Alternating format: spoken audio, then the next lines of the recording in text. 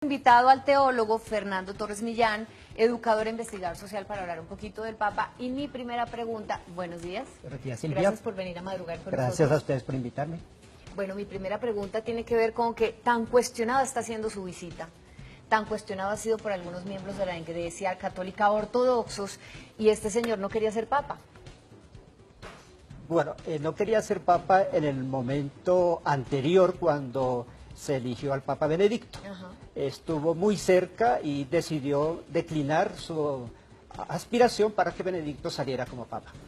Pero cuando Benedicto renuncia, ya no podía echar pie atrás. Era el momento que había que asumir y asumió, y cabalmente lo está haciendo, de tal manera que tenemos ahora al Papa Bergoglio como una gran figura espiritual a nivel mundial.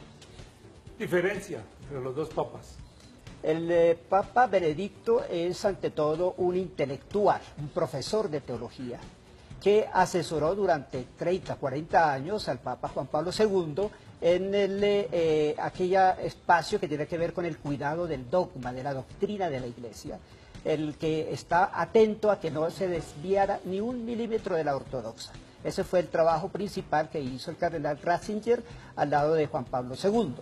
Eso significó que al llegar a ser al papado, este teólogo, este doctor en teología, le dio ese carácter, un papado intelectual, un papado doctrinal, un papado para afirmar una doctrina en medio de crisis. En cambio, el Papa Bergoglio no tiene ese perfil. Él se le está criticando que no sabe teología, que no es un doctor en teología, que su palabra y su gesto es ante todo de un pastor, de un educador, es un catequista.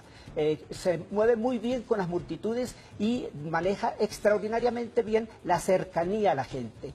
Esto que ustedes están hablando anteriormente del amor al otro, en medio de un contexto en donde prima ante todo el sentido de la desconfianza, de la distancia y en muchos casos del odio. ¿Cuáles son puntualmente los cambios que ha traído a la Iglesia el Papa Francisco? ¿Cuáles son esos aires de apertura de la Iglesia en estos momentos gracias a él? Introdujo dos vías confluyentes. Una, el tema de la misericordia, que es un tema ante todo ético, el desarrollar la amorosidad de la vida humana, ejemplo de la amorosidad de Dios. Ese es un tema crucial y un tema principal que colocó desde el comienzo.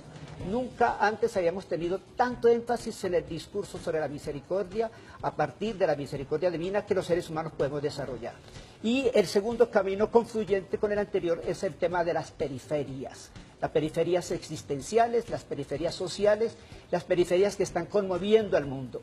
Por ello, el primer viaje que realiza no lo realiza a ningún país importantísimo, ni siquiera va a sus países vecinos, va a una islita, la isla de Lampedusa, donde está el drama terrible de los migrantes norafricanos hacinados en la isla de Lampedusa, y allí clama al mundo: no más globalización de la economía, lo que necesitamos es la globalización de la esperanza y de la misericordia.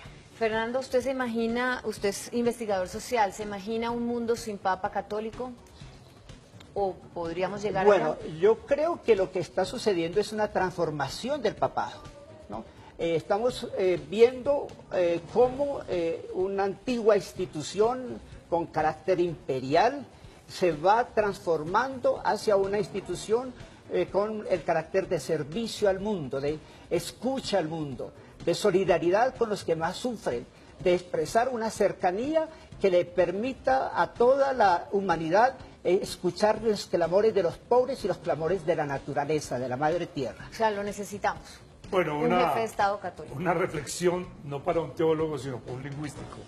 En Medellín pusieron una valla, me llegó ese tuit, y dice, en la valla, bienvenido, Ahí la tenés. no la voy a leer, mire lo que dice, ahí la tiene, Pero en inglés. y entonces dice en inglés, y es argentino. Usted, esto no es de teología, pero ¿cómo le parece ese tuit? Bien, me parece que está fuera de contexto, ¿verdad? Claro, yo consejo de Medellín. Sí, es ponerse de espaldas a un sentir mayoritario como es el pueblo de Medellín, que ama a este Papa y que está expectante a su llegada y que no va a hablar en inglés. Va a expresar un lenguaje, como es Bergoglio, un lenguaje de cercanía. Y es la primera vez que tengo un Papa latino. Este aviso no expresa cercanía para nada. Doctor, para que la gente entienda, ¿qué diferencia hay entre los papas normales y un papa misionero, no es cierto? Y segundo, ¿cuál fue la acción de este papa que usted dijo, wow, esto hizo, eso que le llamó la atención?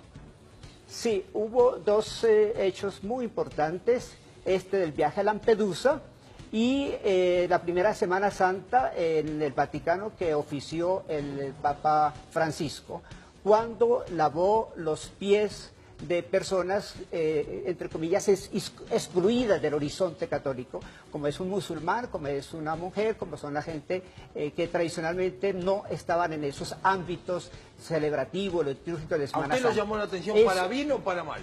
Para mostrarnos un camino de cercanía, de construir puentes y derribar muros. Este es el tiempo en que este Papa nos está insistiendo, no más muros, señor Trump, no más muros, por favor, más puentes que nos acerquen, que nos permitan desarrollar nuestras capacidades de solidaridad y de amorosidad hacia quienes han estado siempre excluidos. La filósofa Adela Cortina desarrolló una categoría muy nueva que se llama aporofobia, que es odio a los pobres. En medio de esta tendencia de excluir, de rechazar a quienes están en peores condiciones en el mundo, aparece este llamado en un sentido totalmente contrario, abrir las entrañas de misericordia para que nos encontremos con esos gritos y clamores de los pobres y de la tierra y entonces desarrollemos una acción que permita transformar esas realidades. Y podemos también mirar el discurso, digamos, o el mensaje del Papa de Misericordia frente a la naturaleza. Sin duda. Mira su segunda carta encíclica, Laudato Si, que significa alabado sea, tomando el cántico de San Francisco de Asís, el cántico de la gratitud a la divinidad por la maravilla de la naturaleza que nos muestra el amor de Dios a la humanidad. Este cántico de la gratitud por la maravilla de la naturaleza lo transforma en el grito, en el clamor de la tierra ante la humanidad frente al tiempo en que más se está desarrollando estas economías que destrozan la naturaleza. No más destrozo de la naturaleza. Lo que tenemos que construir es una reconciliación, a propósito del tema de la reconciliación, que es el que va a desarrollar el Papa aquí en Colombia. Perdón y reconciliación. Uno de los temas que va a insistir este Papa es la reconciliación con la naturaleza y desarrollar otro tipo de economía que no destruya la vida en su mayor expresión como es la vida de la naturaleza. Usted es fan definitivamente de este Papa. Por supuesto, Sí, estamos está apoyando y clarísimo. deseamos que su tiempo de estadía con nosotros nos permita abrirnos a la misericordia, a la solidaridad y al amor eficaz.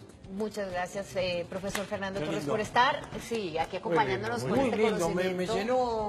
llenó. Sí, Me habla con encantó. mucho fervor sobre él y de Habla usted. con mucha pasión. Además de los conocimientos en teología e investigación social. Gracias. Bueno, buen con día. mucho gusto y esperamos unos días muy maravillosos para este país que tanto lo necesita. Sí, señora, así Y, sea. y ¿sabe cuál es la polla? ¿Cómo gana Brasil o gana Colombia hoy?